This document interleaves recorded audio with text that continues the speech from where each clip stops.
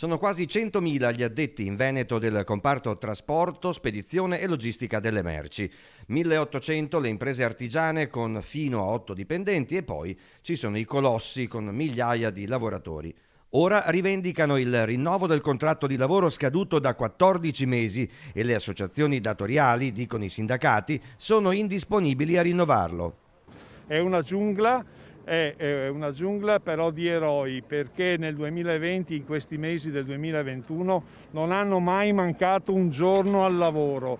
È il settore che ha avuto la più bassa incidenza di ammortizzatori sociali e la più alta invece incidenza in termini anche di lavoro straordinario e di numeri di assunzioni, perché questi lavoratori hanno lavorato anche durante il mese di marzo-aprile l'anno scorso, quando tutto era fermo. Donne e uomini che hanno garantito e continuano a farlo a tutta l'economia veneta, anche quella domestica, consegne di beni di ogni tipo.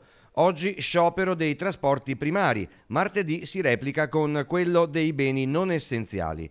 Un terzo dei 100.000 occupati in Veneto sono precari. Dalle stime che noi e dai dati Istat che abbiamo ricavato, e questo è un dato che deve far paura e far riflettere anche chi governa questa regione, questo settore nel 2019, gli ultimi dati disponibili, ha occupato il 35% dei contratti è stato fatto, cioè 35.000 contratti nel Veneto abbiamo avuti a tempo determinato e somministrato.